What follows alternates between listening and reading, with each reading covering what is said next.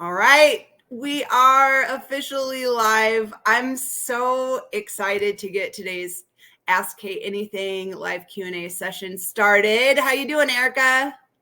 Great. Happy to be here, Kate. Yes, good. Happy Friday.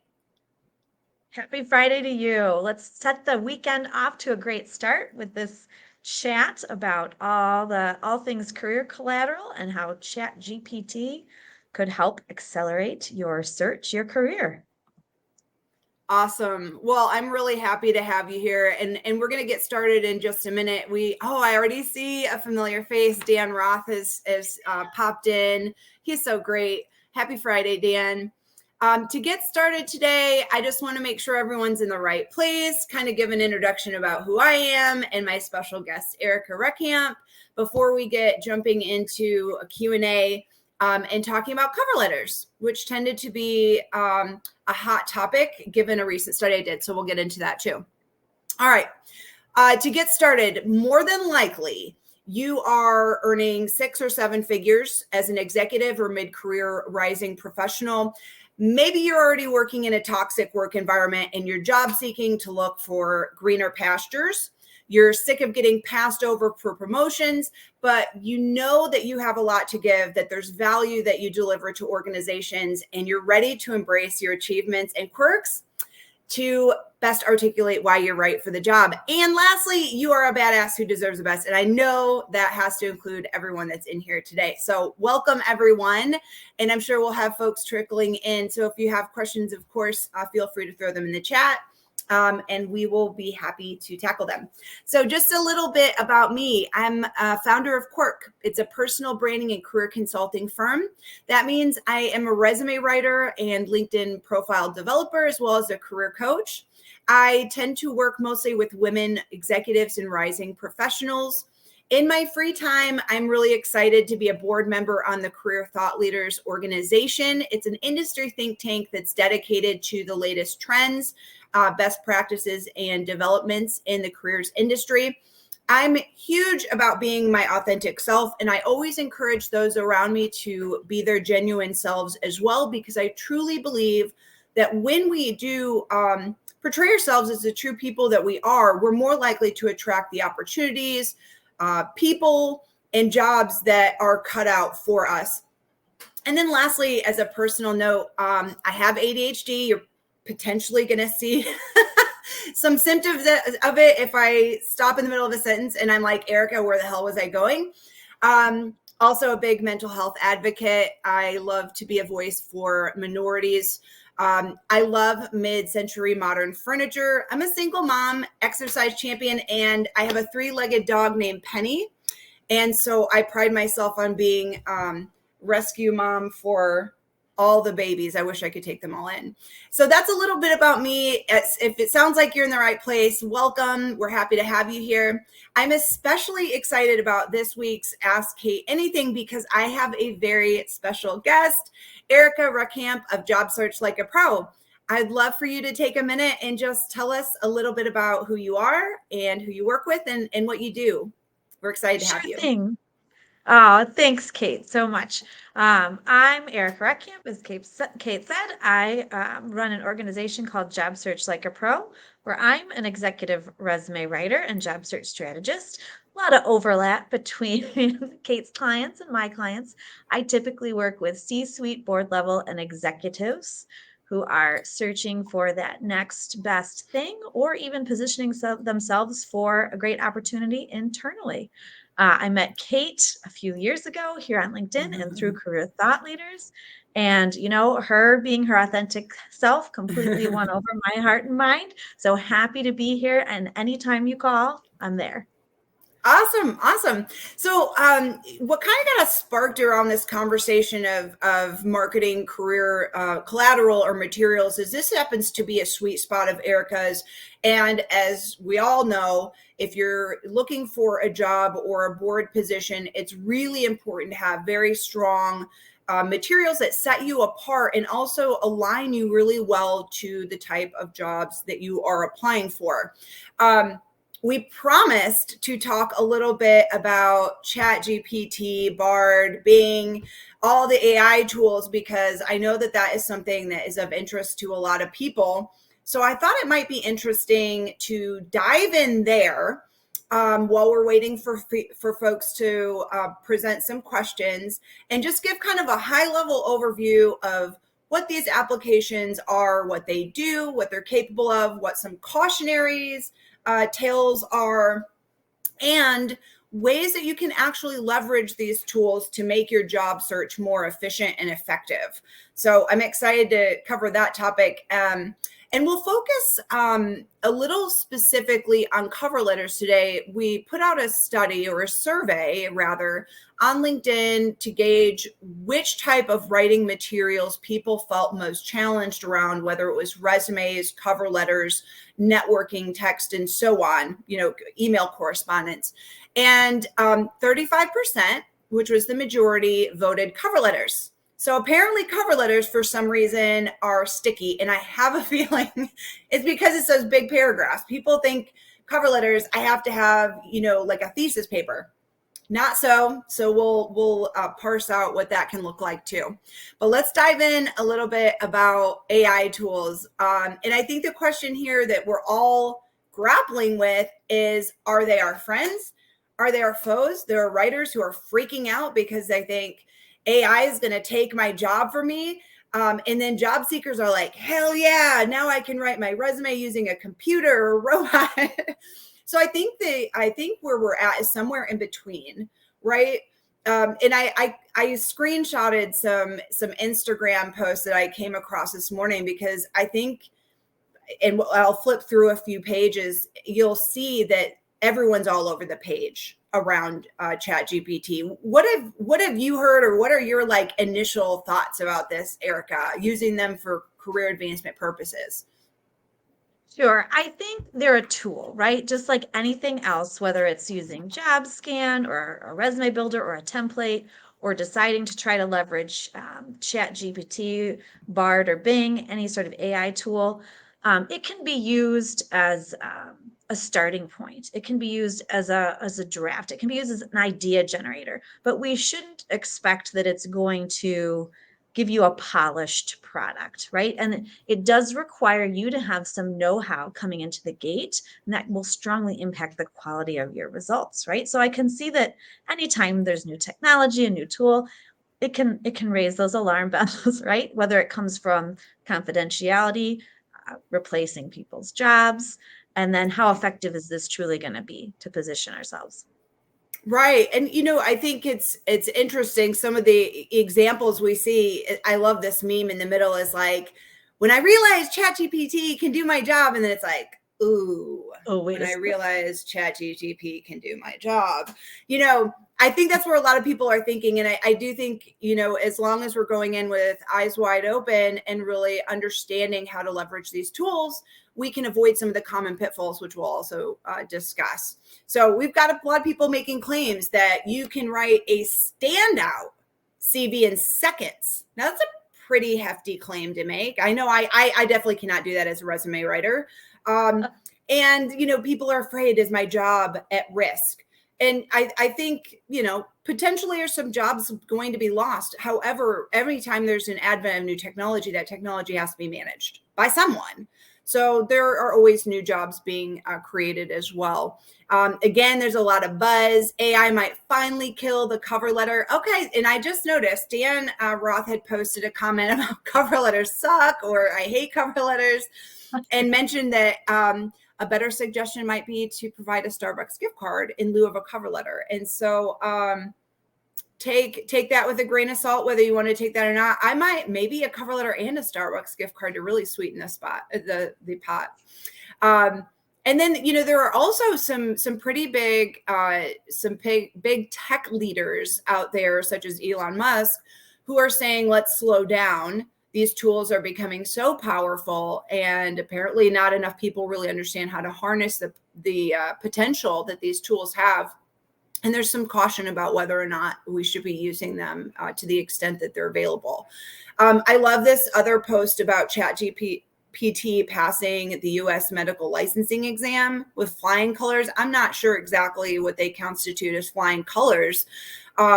But diagnosing a condition in seconds is really interesting. So I do think there are some real life applications. But so here are a couple things if you're new to ChatGPT that you should know about. First of all, they are available to all of us. ChatGPT 4.0 is the paid upgrade, which has some functionality that's improved on the 3.0 version. But I think what's staggering here, Erica, is how many people are already using this tool. 100 million users. That was in 2 months.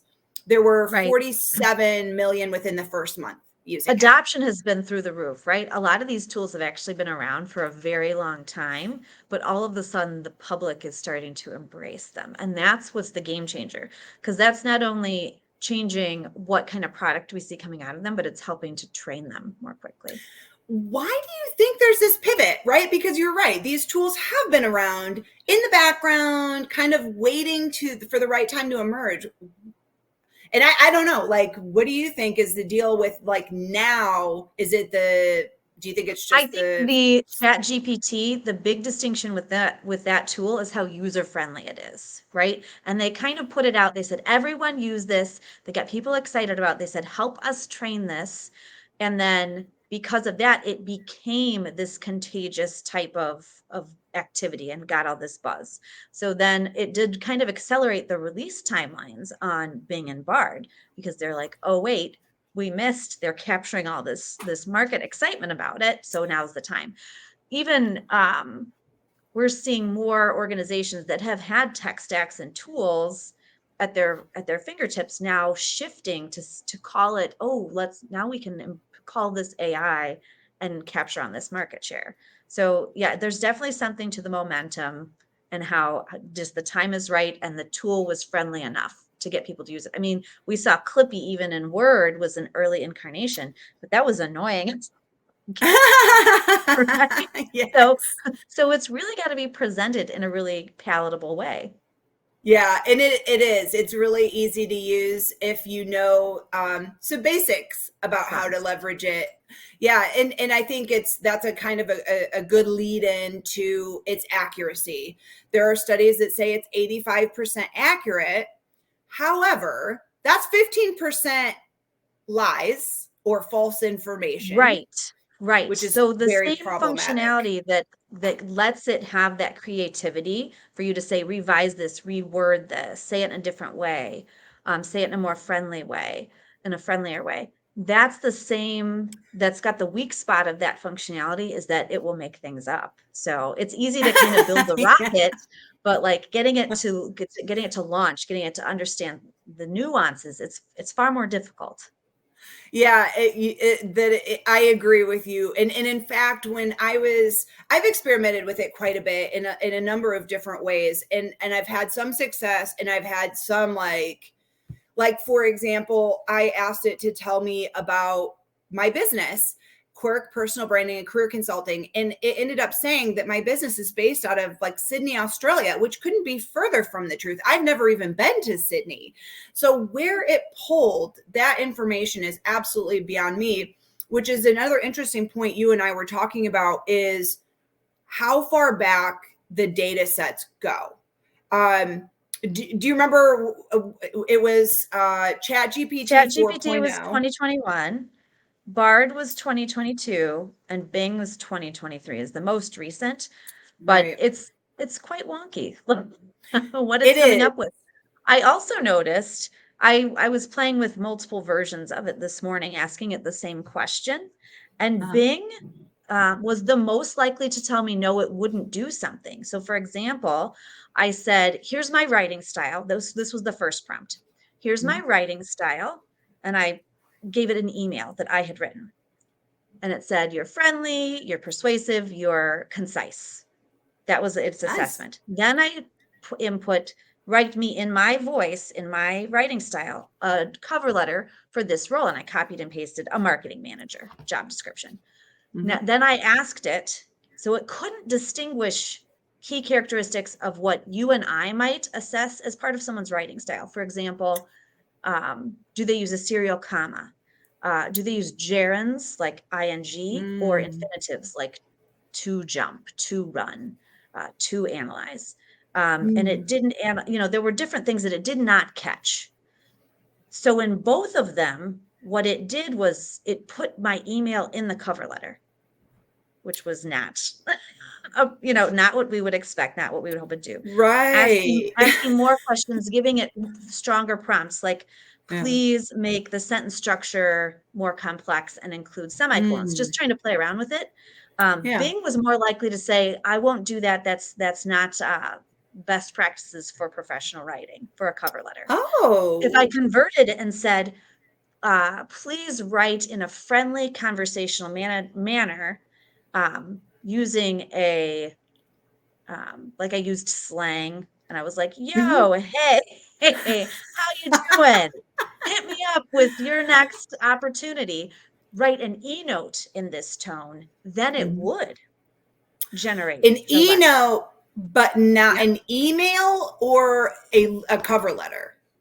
I could use the word cover letter and have it use that vernacular style. So like let's say Okay. especially when you're in marketing, sometimes people purposely have a really distinctive personable voice, especially if it's a certain Yeah. type of company, right? Like a quirky Yeah. company.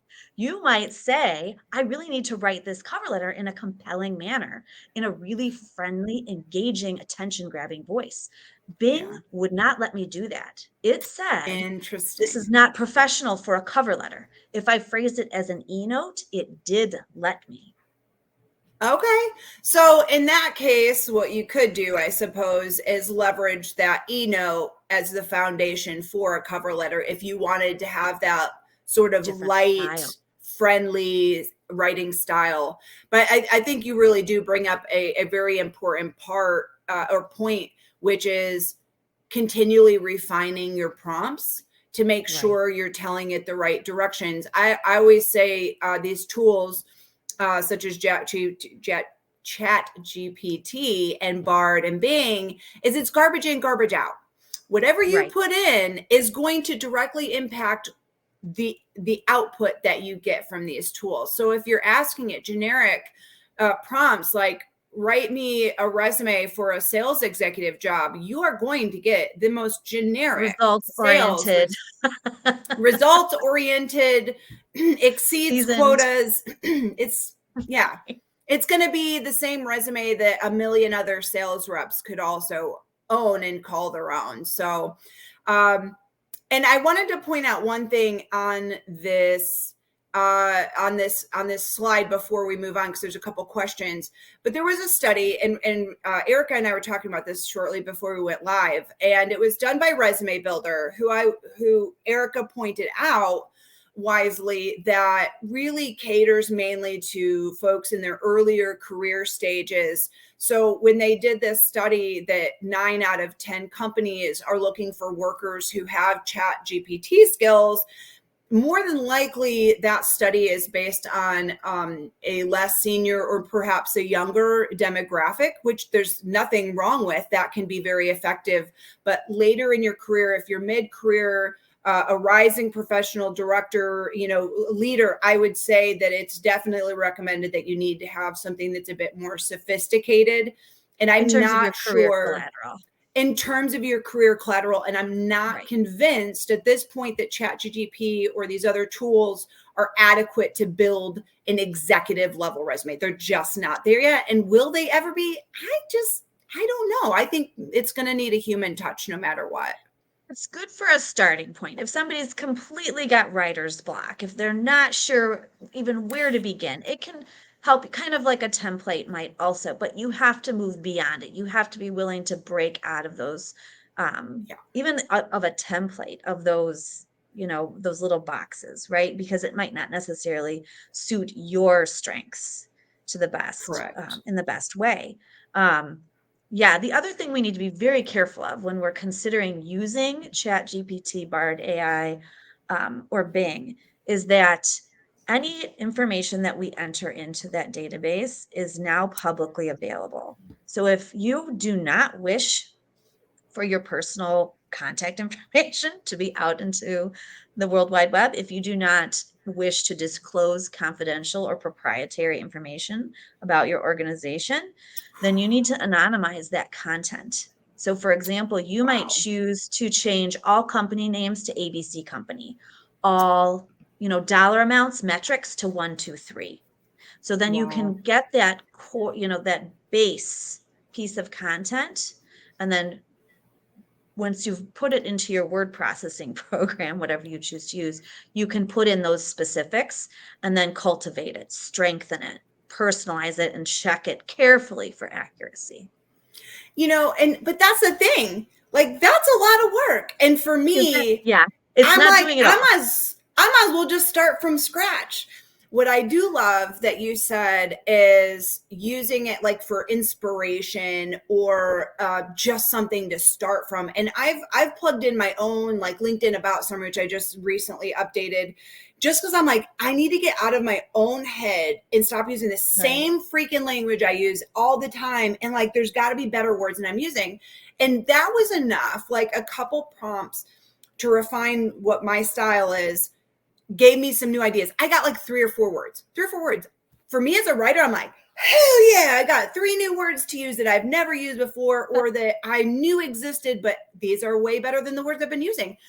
That for me is a win. But if you expect to save time writing a resume, I don't know that that's necessarily going to be the case. I think it could be very helpful, but knowing that if you're not a strong proofreader and editor in the first place, it could Right. add on time. I think when we see posts or articles saying I landed this great role and ChatGPT wrote it all for me, we're talking about entry level, low level roles where it's pretty broad. The expectations for the candidate are pretty broad and generally transferable, and with what they would see within the content. The expectations in the resume and the cover letter are also very different at that level, right? So depending on where you are in your career, what kind of roles you're targeting, then you might see better or worse results leveraging the tool and not being very careful about how you represent it as finalized. Solid point. I 100% agree. Um, and not to beat a dead horse, and I want to address some questions. Just everyone.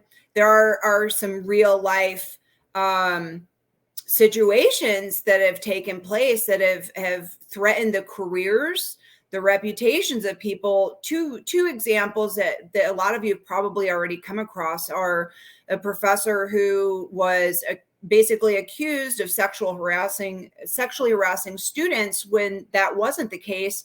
And not only did it fabricate that this happened, it actually created a fake citation. So it actually created a citation, a quote that this happened that never even existed.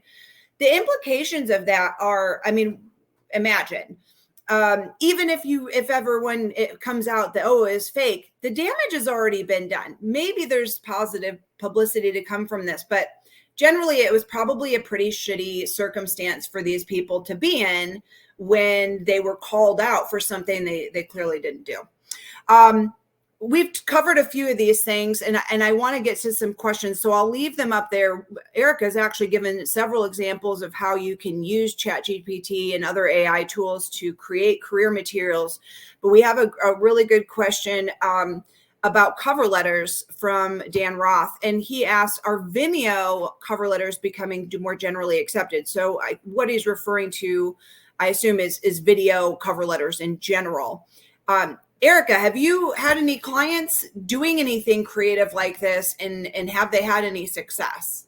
Yes, absolutely. It's not for everyone.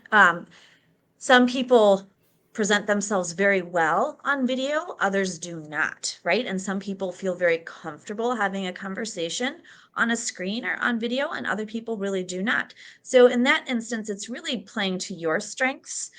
It can help set you apart just because it's a differentiator. But there are other things that you can do if you are skittish about being on screen to set yourself apart. For example, I have another client who created branding cards for every person within the executive team to Ooh. showcase what she could do, right? So there are pros and cons to any of those tools. I don't see video resumes, video cover letters replacing the more standard formats anytime soon until we get stronger methods to analyze those as submissions. Right now, it's still easier for hiring authorities to do that quick visual scan of on the screen of a resume or of a cover letter than it is for them to kind of go through and try to figure out, was this the part where they were talking about their M&A experience, and try to get that point in the video to watch it again, right? So it's not as convenient. That's a really good point that I hadn't thought about, is just the convenience factor. And if a company doesn't have a strong transcription software or some other way of disseminating that information from video format, then yeah, I could see it as a recruiter. And for me, as a person who consumes information and retains it much easier and better via written text over video, as a recruiter, if I were a recruiter, it'd be difficult. I can't sit through a video, but I can read super fast. So my little brain can process that much faster than if I had to sit through even a 2-minute video. Dan makes an interesting comment. One of the good things about the video, even through your your video that you might, those little blurbs for the creator mode that you have on LinkedIn, or sending a video introduction or a video message, is that it helps build familiarity and rapport, right? So there are specific reasons to do that. It's also a great way if you want to brand yourself as aligned with the organization, right? Show yourself wearing their swag, show yourself using their tool. Video can be powerful in that way, but that's kind of a one-hit wonder kind of deal. It's not really going to get you the multiple play that other pieces of collateral might. You know what I would say for someone who digs video, but video cover letter may not be appropriate either for the job they're targeting or the industry they're targeting, is to create a video cover story for your LinkedIn profile.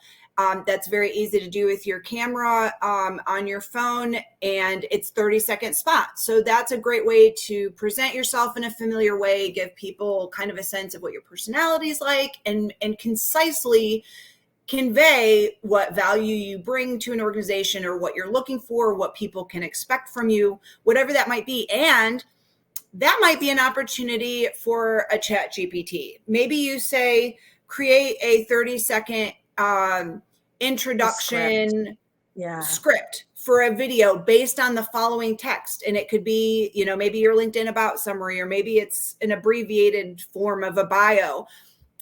So again, there's an application, but it's going to require some proofing and editing. All of these are opportunities, right? If we think of the job search as a marketing campaign, right? We're marketing you and your value offering.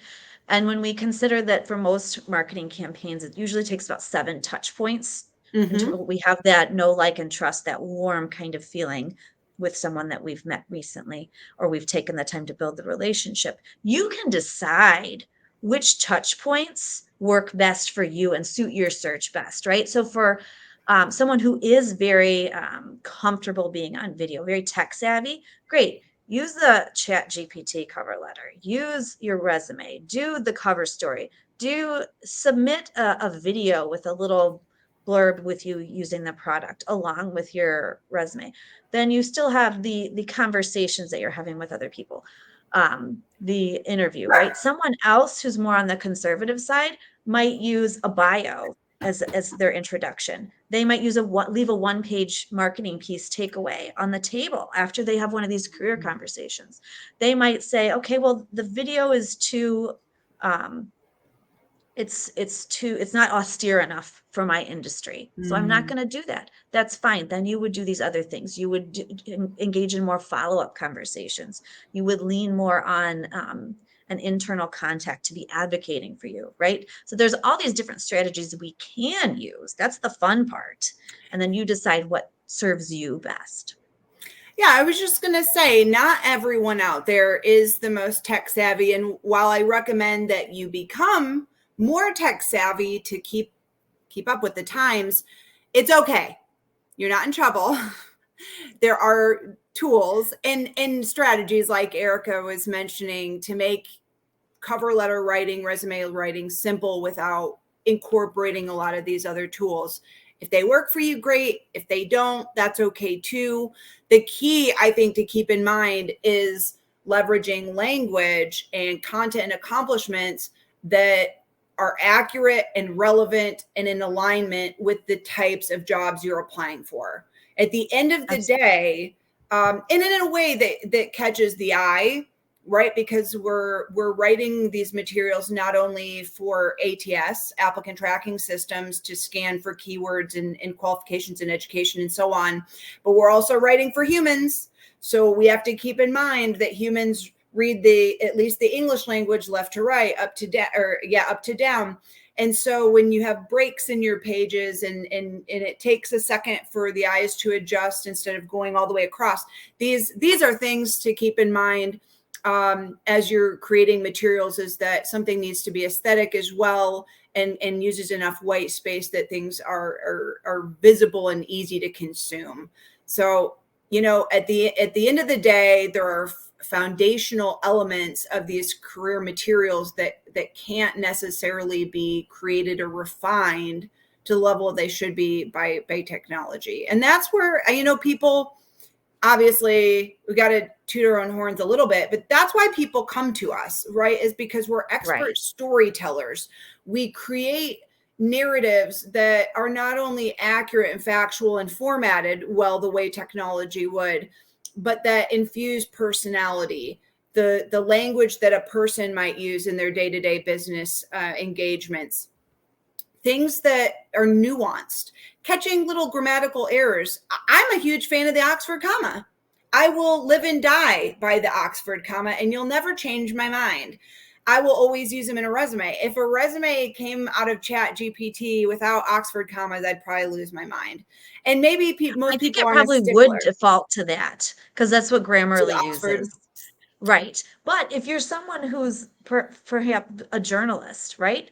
That person would not use an Oxford comma. They're using API. Correct. AP style. So when I'm writing the resume for them, I'm going to reflect their style. ChatGPT won't do that. So that's one of those things that even the hiring authority might have like a slight disconnect where they're seeing your true writing, they're seeing your resume, they're seeing your cover letter.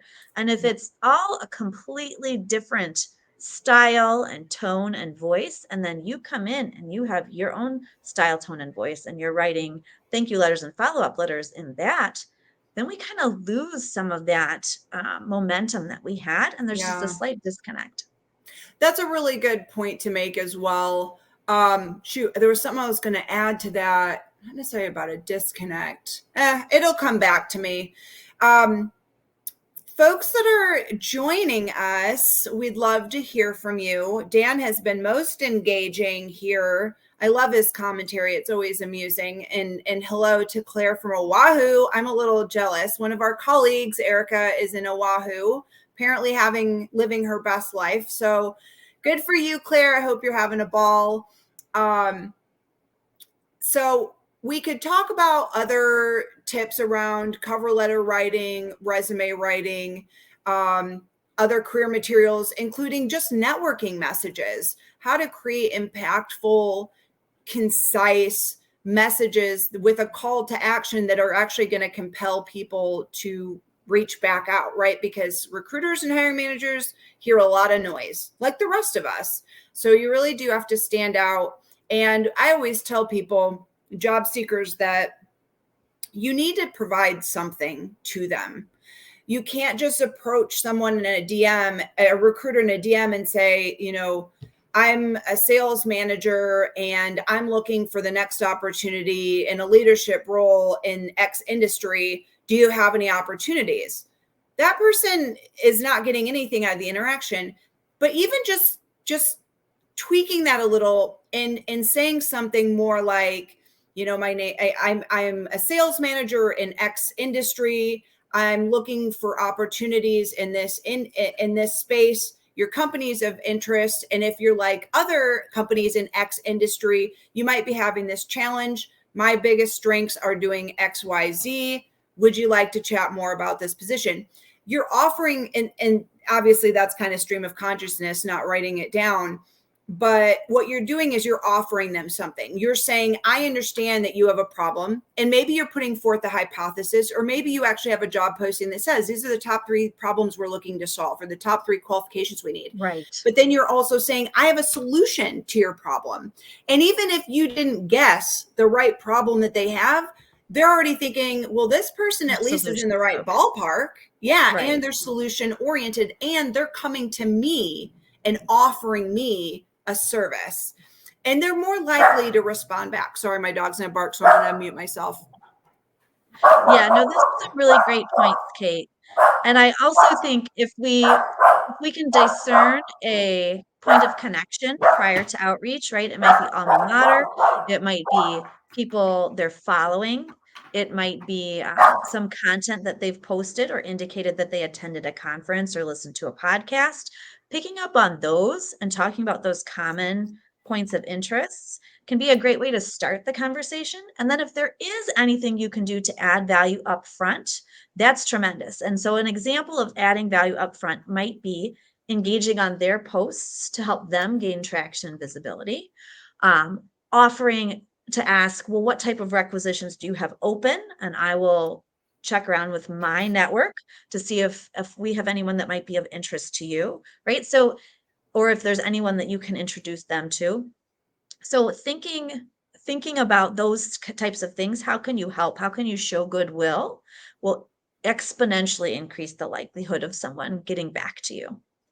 I love that. And your point about the engagement, right, on people's posts, particularly those that you're hoping will help you at some point in your career, is that you engaging is also going to get additional eyes other than that person on your profile. So you're not only supporting someone else and getting visibility potentially to them, but you're also exposing yourself to others in their network, which can also be beneficial.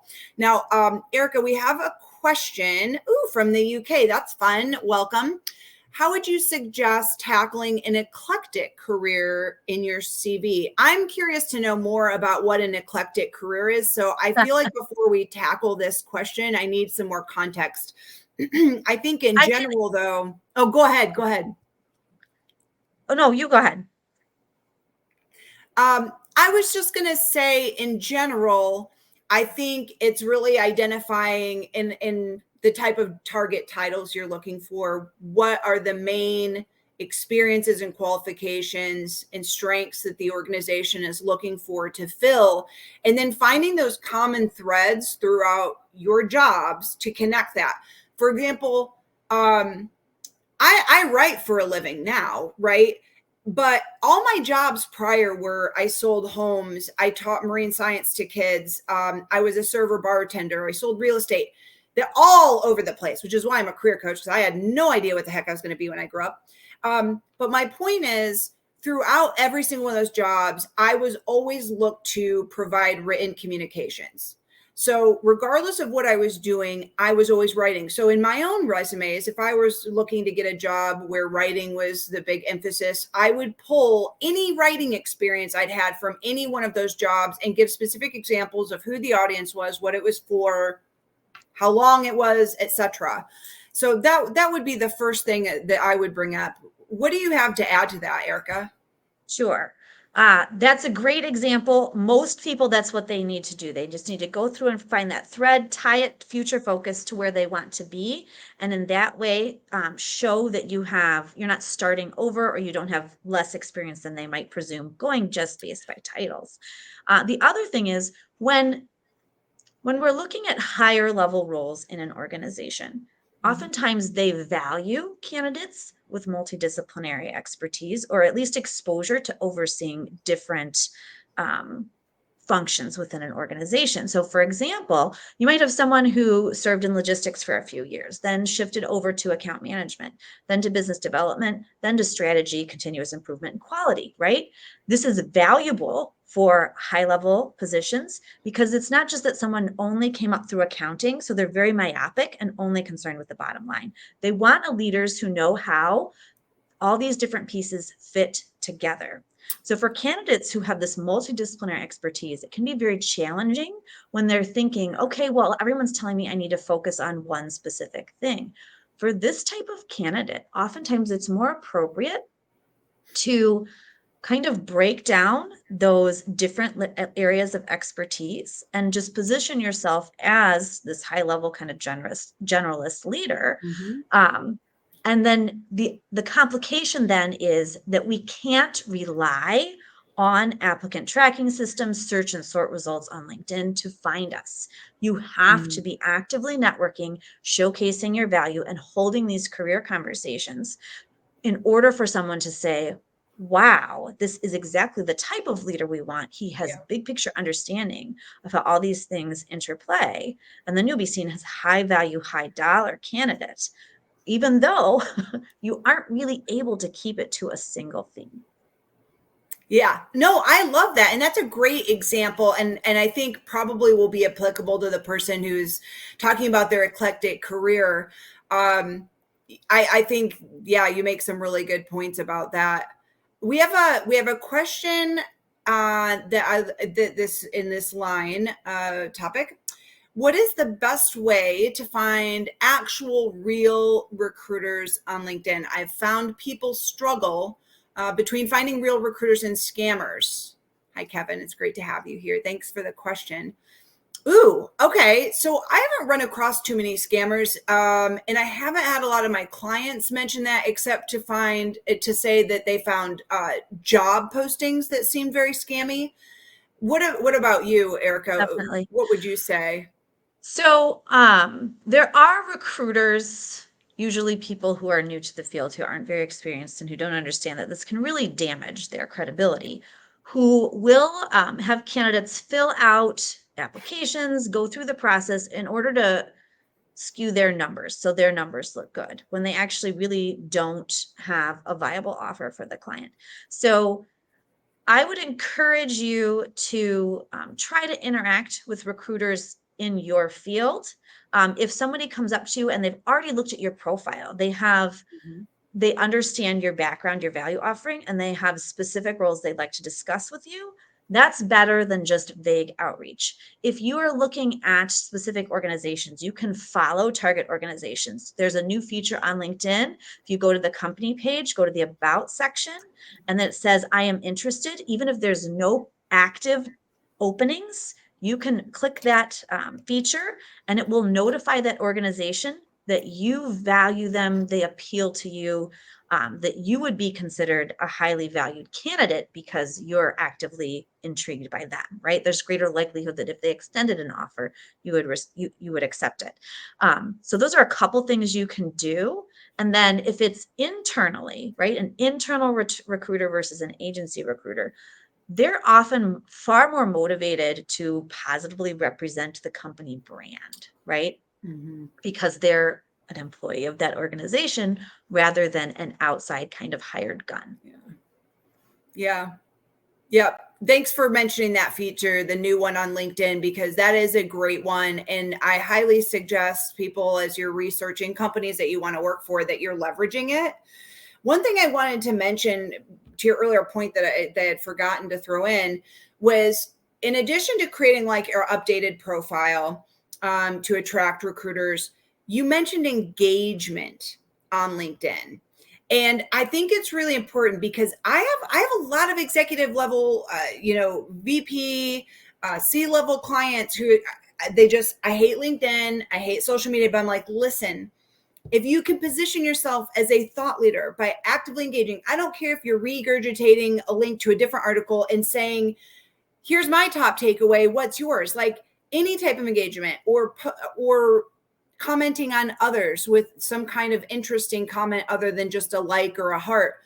These are things that are going to attract people to you. And when they look at your profile, they're going to see, even if they're not seeing you post on a regular basis in their feed, they're going to see that you consistently engage through your activity. These are the things that will set you apart. If you want to be seen as a leader in your industry and the best possible candidate, then show them that you're a leader and the best candidate. And one way to do that is by putting that out there. I know it's not for everyone, but man, Even these are tough following times. You got to do what you got to do sometimes. Right. Even following the company and having a few connections within the organization, that shows up on LinkedIn's recruiter dashboard. So Yes. that, there's like 600 candidates, maybe only 3 will actually be following the company. So doing Yeah. something that simple can help set you apart. Um, yeah, no, it can be a game changer. Even the way that sourcing tools are working now, even if Mhm. you are posting a PowerPoint presentation on microbiology, if that's your field, even if you create a website about a topic, it could find you in that way. If you are writing a book review for someone else, maybe you're trying to get into a different, digital marketing, and you read a book on digital marketing and you write a review of that book. Sourcing tools can find you in that way, right? Your Wow. online presence is very nuanced. And so even just putting yourself out there in these small ways, you can decide, how you don't have to be the person who's treating LinkedIn like Facebook. And that's fine if Yeah. you are. But if you're more buttoned up, if you're finance, if you're law, right, if you're Mhm. in a more conservative sector, that's fine. There are still channels that you can use to gain visibility and credibility. I love that. Yep, that makes perfect sense. We have a question, and I think this came up earlier, and I didn't have a chance to address it. It's about Chat GPT 4, and it's not necessarily a question. I think it's more of a comment. They're asserting that Chat GPT 4 is the best tool for resume tailor based on job description. Please suggest. So I think that's a question. Sure. I Do think you know? Can you speak to this? based on my playing with it this morning, Mhm. right? And in a few weeks, I right now, right, and this is a moving target. This is continually evolving technology, so the answer could change tomorrow. Right now, I'm getting the best, most nuanced answers out of ChatGPT, and that could for resume, for content development. Now, research could be a different thing, right? Bing might be giving us better research type answers, but right Mhm. now for generating a letter and then saying, okay, that's great, but make it more professional. Okay, that's great, but add bullets in the middle of this letter so it's easier to skim. I'm getting better results out of ChatGPT. Ooh, good to know. We have another good question. What about using the new LinkedIn feature? Interested in working with us in the future. All right. That's what we were talking about. That's it. That's Yes. the new one. It's getting a lot of positive buzz. Not every company is offering that feature, but if they are, great. I wouldn't suggest that you do that, like set it and forget it. That kind of can't be the end of the story, Yeah. because there are going to be plenty of people who do that. And if it's, let's say you did that 3 months ago, they could assume that you already found another role, right, within that time Yeah. frame. So go ahead, hit that, especially if you're in a stealth search, if you're currently employed. Great way. You Mm. can still toggle open to conversations with recruiters, but maybe you're not using the banner. Maybe you're not kind of waving that flag and saying I'm open to opportunities because you're currently employed. Still have those networking working conversations, still set the stage with internal advocates, and follow up if you do submit an application so that you're continuing that conversation. It's just one ping of many. Yeah, and it's interesting, follow-up communications. I find that a lot of my clients, they'll apply for the job, they may or may not submit a cover letter. They might even reach out to the recruiter and say, "Hey, I've applied. I'm really interested in talking." And then that's it. They get a computer generated, "We got your resume, we'll let you know." And then they sit back and Right. they wait. And I said, "Well, did you, and they're like, I haven't heard anything in 2 weeks, or it's been 5 days." I'm like, "Well, have you followed up?" And like, "No." I'm like, "Well, How people do are they know you're busy. still Yeah, there? how they gonna, you gotta reach back out. All of us need a nudge once in a while. And considering that recruiters are looking at potentially hundreds of applications in a day or a week, it can be easy to get lost. And so it's okay. I tell people it's okay to give a little bump to the back. Be polite, keep it short and sweet, but I think it's absolutely appropriate and expected these days for reaching back out as follow up. Follow up after submissions, follow up after a conversation, follow up after Yes. an interview.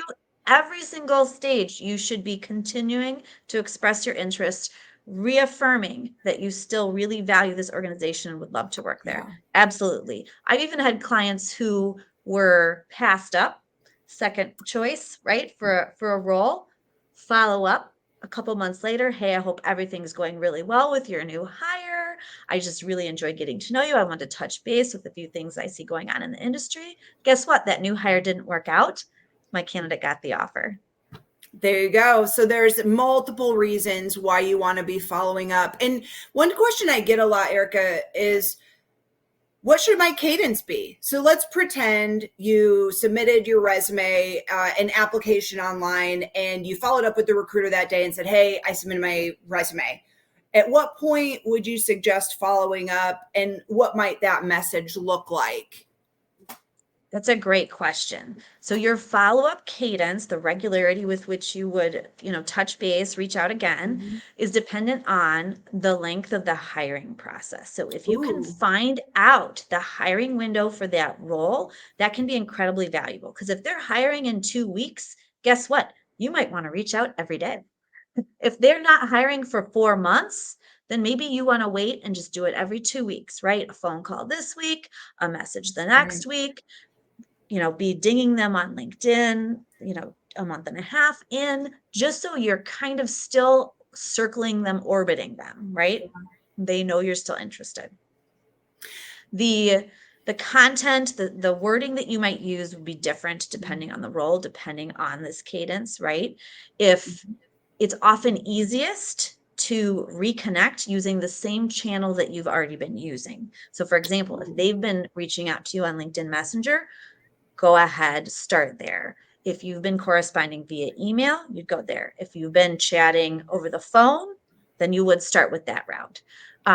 First thing is just checking to make sure they received your information, because sometimes it Mhm. doesn't go through, right? We've even Mhm. had, unfortunately, reports of the applications on LinkedIn coming through blank, right? If at all possible, apply on the company's website. That is the highest Great likelihood of going advice. through accurately, right? So making sure that your application came through, um, making sure they don't need anything else, right, for your Mhm. application, for your candidacy.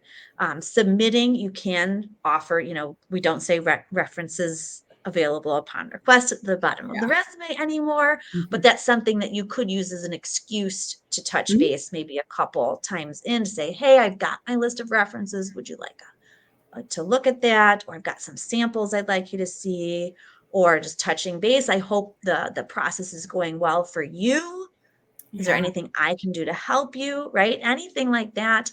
Keeping it short is Yeah. always an asset, however. There's no need to go into a huge manifesto.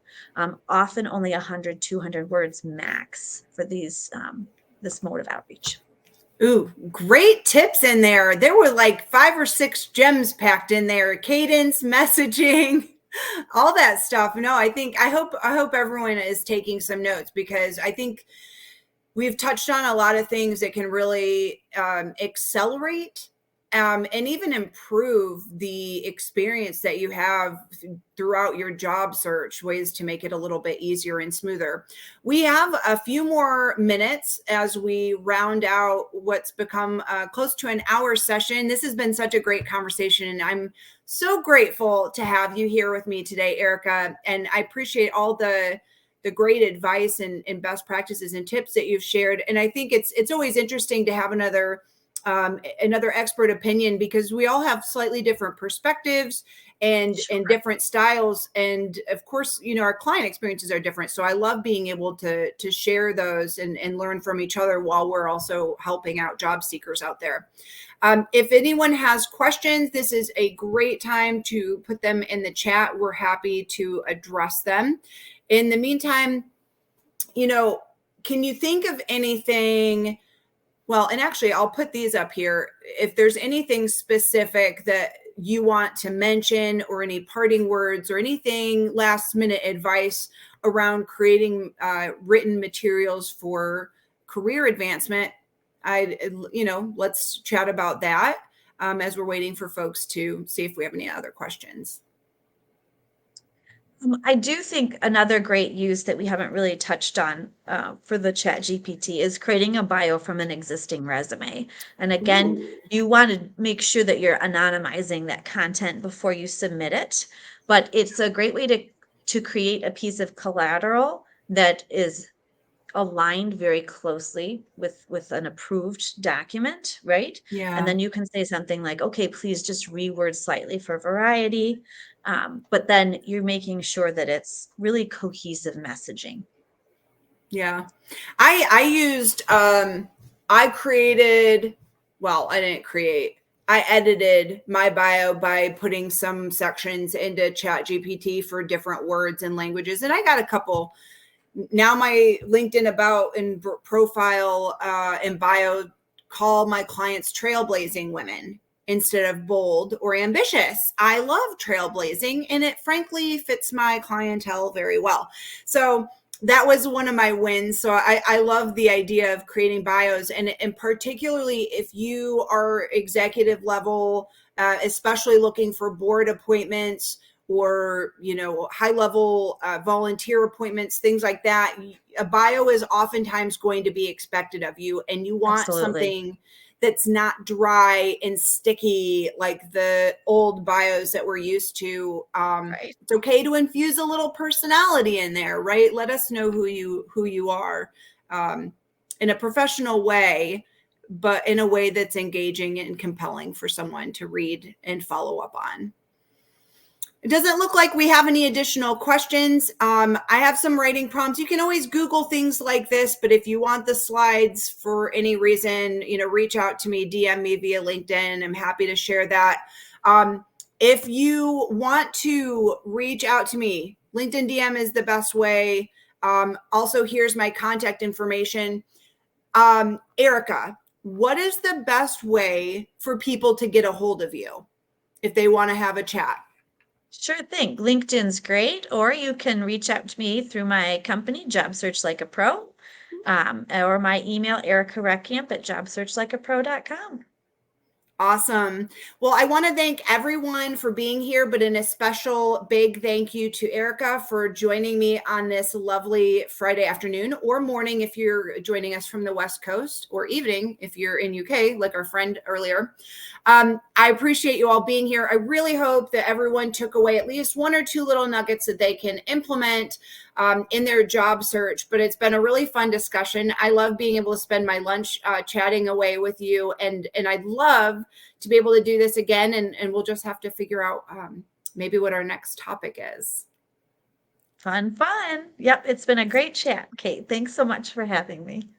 Awesome. Everyone have a great weekend, and we'll look forward to catching you at the next Ask Kate Anything, which will be announced shortly. So keep an eye on your feed. Happy weekend.